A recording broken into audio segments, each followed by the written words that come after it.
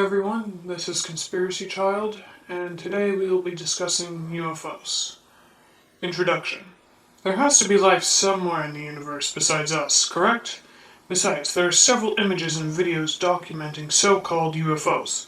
Surely there are aliens out there.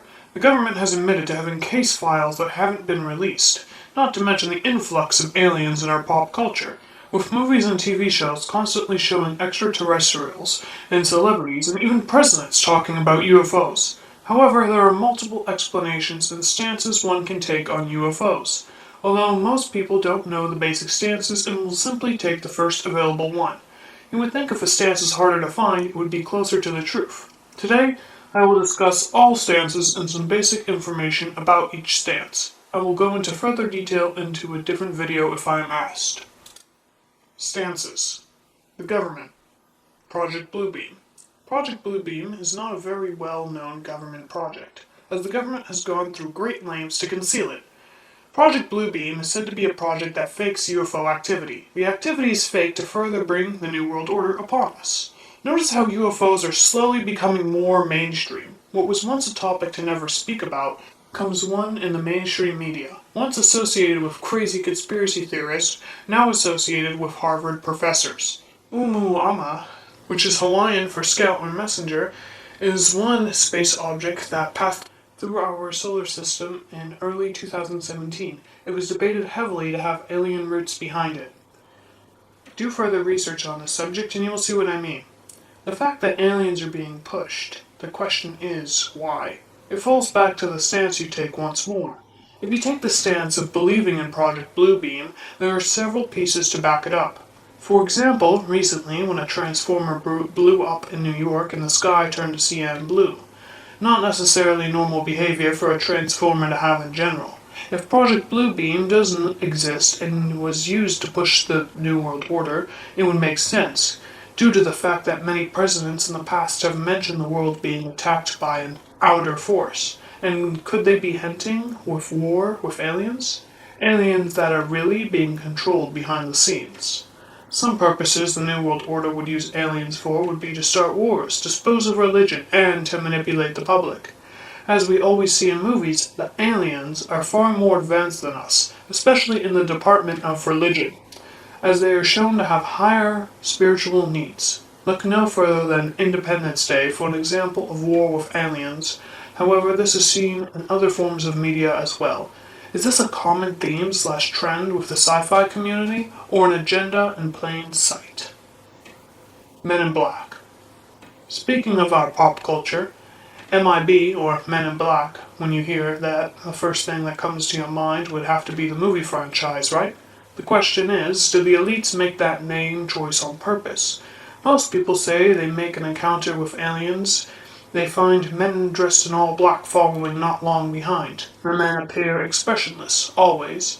No distinct features to them. Copy and paste clones. Some have speculated that the men in black are aliens themselves. When encountering the men in black, people usually describe them as pale or ghostly. The encounters always bring forth a sense of dread, feeling of strong anxiety either. However, the movie franchise could have been made to deflect this very fact, that the men in black are simply science fiction.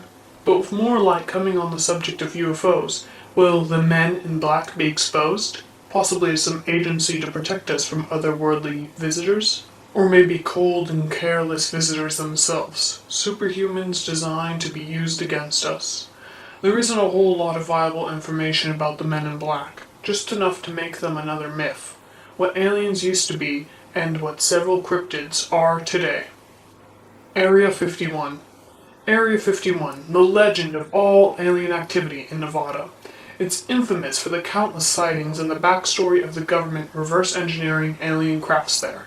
There are even theories saying the true inventions of Nikola Tesla are kept there, referencing the flying saucers, of course. Some speculate live aliens are held there, perhaps experimented on. Others claim to have broken inside the facility. All this sounds rather far-fetched to any person, really.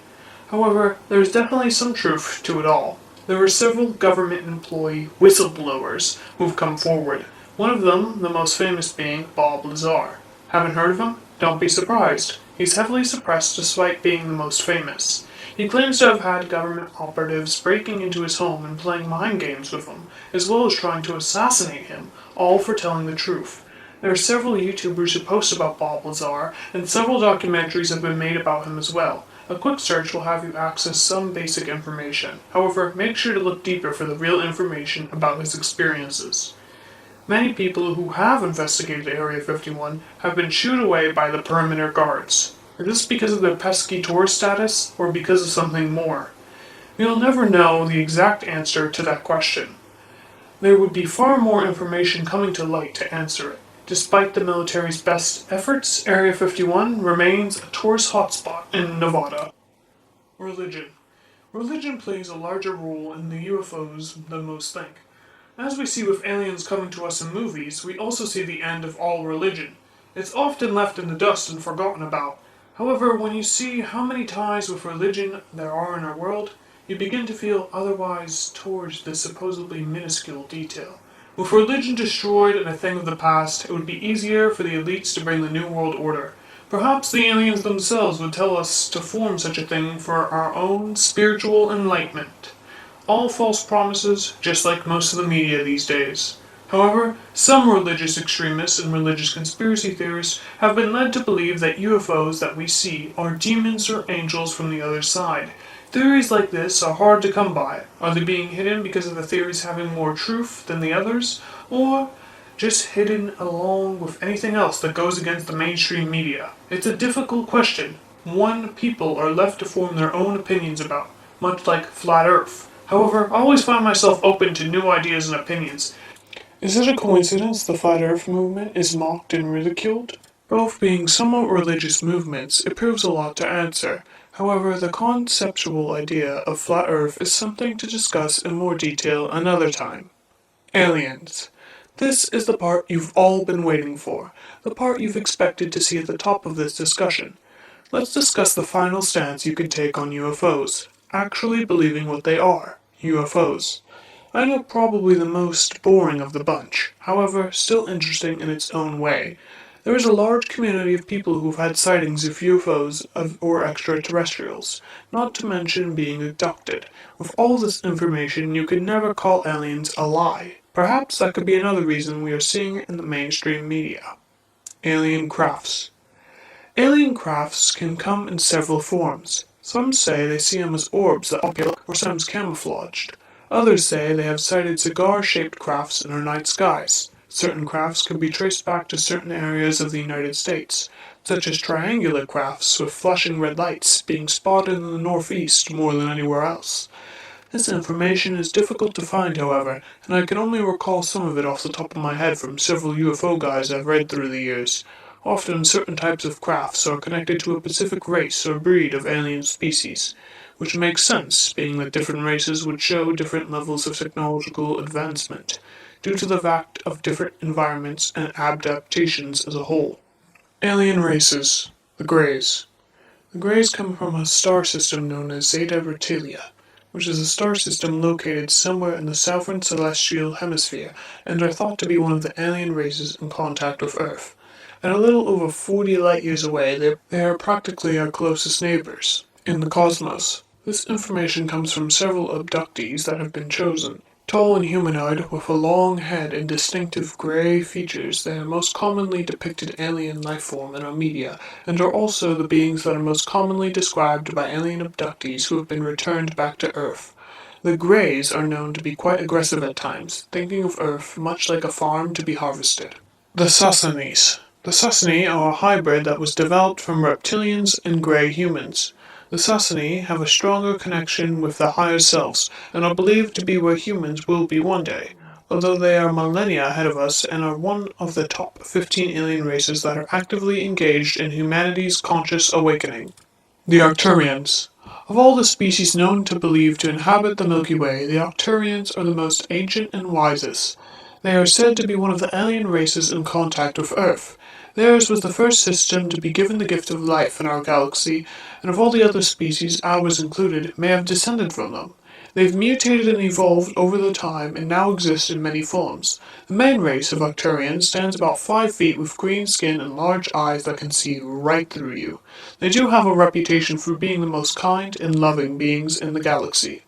The Nordics. The Nordics look like Norse gods, blonde, with brilliant blue eyes and bodies of 6 foot tall, finely tuned athletes. The Greys got a lot of attention when it comes to alien sightings, but the Nordics are a species that come into contact with humans almost as much as they do. However, they are more interested in the well-being of the human race than the Greys are, even though some eyewitness reports claim to have seen Nordics in the same alien craft as Greys. A possible explanation for this is that those Greys were slaves or servants to the Nordics, as the Greys' lack of empathy makes it an idle butler. The Pleiadians. The Pleiadians come from a bright star cluster known as the Pleiades, and are one of the beings in the Milky Way that closely resemble humans. They are thought to be one of the alien races in contact with Earth. Therefore, you could be sitting in a room with one right now and not even know it. A major difference between us and them is that they are particularly sensitive to psychic energies that are constantly streaming across the universe. This means that the best way of reaching out to one of them would be by concentrating on sending out psychic messages. Put simply, if you really want to meet up with a Pleiadian for a cup of tea or a few brews, just sit down and meditate on it. The Yahyul. There's been a lot of talk about which race would be the first to officially disclose their presence to Earthlings. The one that alien experts, assuming that you can call them that, all seem to agree on is the Yahyul. This is one of the alien races in contact with Earth and is known to be kind and loving, and they have been touted as the best beings to make first contact with us due to their advanced and harmonious relationship with technology, something that we here on Earth are having a little trouble balancing out. The Yahyul know that we're not the friendliest beings out there, so they're taking their time to make themselves known by easing their way into our psyches with friendly UFO sightings such as the March 1997 sighting known as the Phoenix Lights, that they claim responsibility for. During that event, they gave thousands of people across the state of Arizona and North America a spectacular light show in the sky. The Anunnaki. They came from Planet X, aka Nibiru, an almost mythical planet that some scientists believe rotates around our sun on a very wide elliptical orbit that takes it far out into the expanses of space before coming back in for a close shave with our sun. This crazy elliptical orbit is what makes its presence so hard to prove. However, the presence of the Anunnaki has been noted down in texts that date back to Mesopotamian cultures. They are believed to be one of the alien races in contact with Earth. Have you ever wondered why gold is so valuable? Yeah, it's shiny, but it doesn't do anything useful like heal the sick or produce energy, so why do we as a species desire it so much? We desire it because the Anunnaki desire it. While they were here, they enlisted us as their workforce to mine it for them. That's right, our entire existence is based on working our socks off every day so that our alien overlords can have a fix of gold and other precious metals. The Alpha Draconians. Before the Anunnaki came the Alpha Draconians, standing up to 22 feet tall. These beings are made of pure muscle and resemble dinosaurs or dragons. As you can imagine, they were very unhappy when the Anunnaki showed up and took over. However, these are said to be so-called reptilians that control a government. The Reptilians. Reptilians are said to have been a race of intelligent beings who lived here before us, and is thought to be one of the alien races in contact with Earth. Scaly to a human being, they are driven underground by the Anunnaki, where they are said to still reside today in a network of complex underground tunnels. Roswell. Roswell is said to be one of the most famous UFO incidents, and is used most commonly as an example of the Earth's interaction with the interstellar. Many things have been released debunking it, or calling it the entirety of a hoax. However, that wouldn't be the first time the government has hidden the truth from us. They claim a weather balloon crashed that day. However, www.theblackvault.com provides several files along with www.wanttoknowinfo and www.ufointernationalproject.com all show different points of view on the subject of Roswell and UFOs in general. I highly recommend checking them out if you get a chance, as they don't only discuss UFOs, but other conspiracies as well. I will link them below in the description. But that is all I have for this video. This has been Conspiracy Child, and as always, stay vigilant with your local vigilante. Bye for now.